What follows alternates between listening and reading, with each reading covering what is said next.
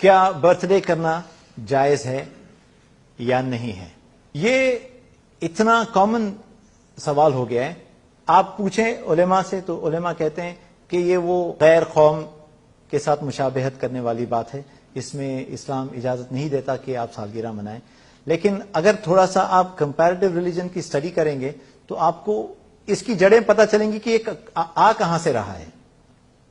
میں اس کو تھوڑا سا ڈیٹیل میں اس سوال کو ڈسکس کرنا چاہوں گا، کیونکہ اتنے دفعہ یہ سوال کیا جاتا ہے کہ برتھ ڈے منانا صحیح ہے یا غلط ہے. علماء کہتے ہیں کہ نہیں منانا چاہیے. کیوں نہیں منانا چاہیے؟ یہ سوال اس بات پہ زیادہ بات ہوئی نہیں کبھی، تو میں آپ کو اس کی اصلیت جو ہے وہاں لے کے چلتا ہوں. میں نے کہا اگر کوئی اس طرح کا کام ہو دنیاوی تو آپ اس میں شرکت کر سکتے ہیں، لیکن اگر شرک ثابت ہو جائے تو پھر یہ ہمارے لیے حرام ہو گیا. ہم یہ مانتے ہیں کہ ہم کلمہ پڑھنے والے ہیں، ہم مانتے ہیں لا الہ الا اللہ محمد رسول اللہ، اس کلمے کو ہم مانتے ہیں، اور جو ایک چیز جس سے ہم بچنے کی کوشش کرتے ہیں وہ ہے شرک. فرض کرے آج کوئی اپنی سالگرہ آج کے دن منا رہا ہے، تو جس دن آج وہ پیدا ہوا اس دن ہو سکتا ہے 1000 2000 بچے اور بھی پیدا ہوئے تھے، تو اس کی پیدائش میں کون سی بڑی بات ہو گئی کہ سیلیبریشن کی نوبت کہاں سے آ گئی؟ ایسا کیا ہو گیا کہ آپ اس کو سیلیبریٹ کر رہے ہیں؟ ایسی کون سی بڑی چیز ہو گئی؟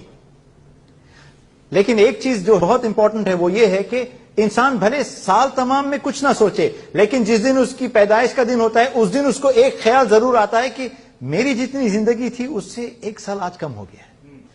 جب تک یہ سوال ذہن میں آیا آپ کے آگے درست ہونے کے چانسز پورے ہیں کہ اگر میری زندگی 50 سال تھی 60 سال تھی، آج 1 سال کم ہو گیا، تو جتنی دیوار رہ گئی تھی اس میں سے ایک اینٹ اور نکل گیا. آپ مجھے بتائیں آپ اس کو سیلیبریٹ کریں گے کہ آپ افسوس کریں گے؟ یہ افسوس کرنے کا مقام ہے کہ اللہ تعالیٰ نے کہا ہے کہ وما خلقت الجن والانس الا لیعبدون، ہم نے جن اور انسان کو پیدا کیا ہے سوائے اس کے کہ وہ ہماری عبادت کریں. جو آپ کے لیے جو ٹیسٹ کا پیریڈ ہے اس میں سے 1 سال نکل گیا تو آپ کا ٹیسٹ جو ہے اور چھوٹا رہ گیا ابھی. تو آپ کا رجحان کیا ہونا چاہیے؟ آپ کا رجحان یہ ہونا چاہیے کہ اب آگے جو رہ گیا ہے کتنا رہ گیا ہمیں نہیں معلوم، اس میں پاس ہو سکوں گا کہ نہیں ہو سکوں گا. اور فطری طور پہ یہ خیال انسان کو آتا ضرور ہے، لیکن جہاں یہ سیلیبریشن شروع ہو گئی اس خیال کو مار دیا جاتا ہے.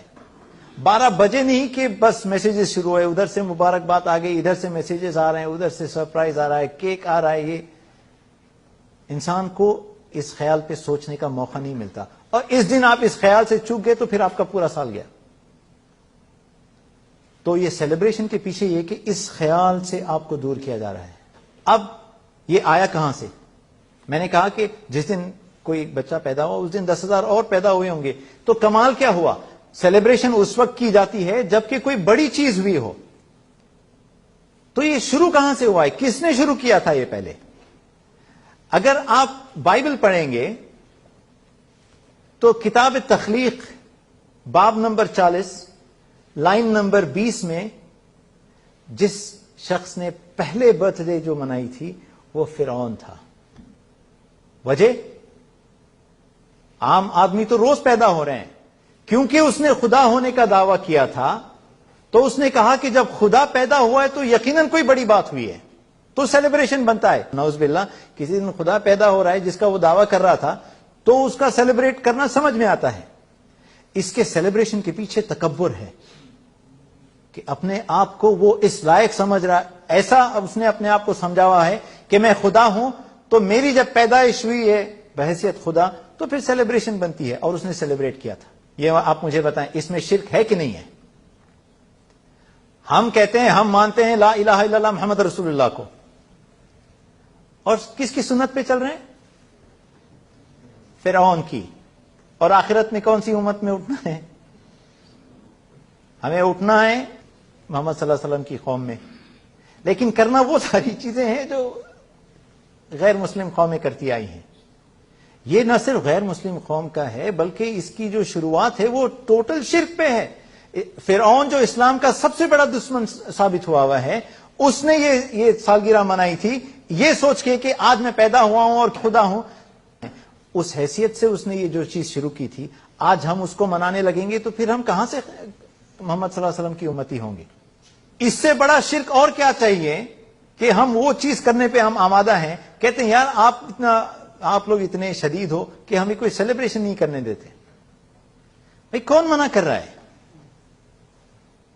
نوکری لگی ہے، دعوت دو، شادی کی تقریب ہے، ہاں میں بلاؤ، ہم آتے ہیں، آپ سیلیبریٹ کریں حلال انداز میں جیسے جس کی اجازت دی گئی ہے۔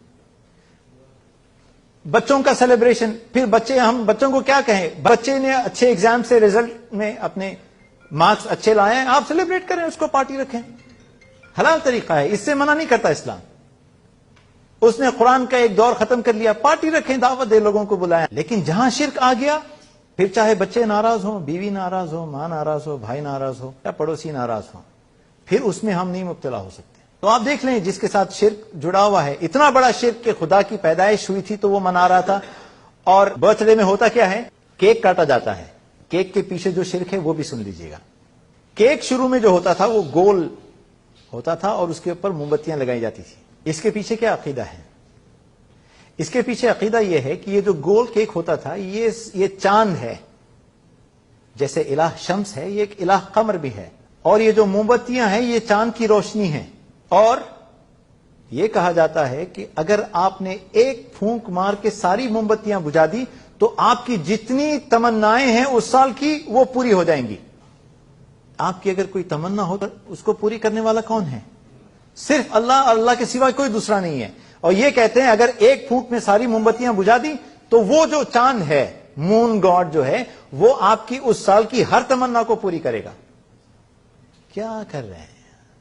کیا کر رہے ہیں؟ ہم کہہ رہے ہیں دوسرے سیلیبریشنز رکھیں، قرآن کا ایک دور ختم ہوا ہے، پارٹی رکھیں، ہم آپ بھی کھائیں، دوسروں کو بھی کھلائیں، سیلیبریٹ کریں۔ برتھ ڈے کا کیک کیوں کھلانا چاہتے ہیں ہمیں اور خود کیوں کھا رہے ہیں، جبکہ اس میں صرف شرک ہے اور شرک کے علاوہ کچھ نہیں ہے۔ تو یہ اگر آپ اس کی جڑوں تک جا کے دیکھیں کہ اس کی جڑ کہاں سے آ رہی ہے، تو پھر اسلام میں یعنی سالگرہ منانے کا کوئی جواز نہیں بنتا۔ اور یعنی ذمہ داری کے ساتھ اگر میں یہ کہوں تو غلط نہیں ہوگا کہ اس کی جڑ جو ہے اس کی روشنی میں اگر آپ دیکھیں تو سالگرہ منانا حرام ہے۔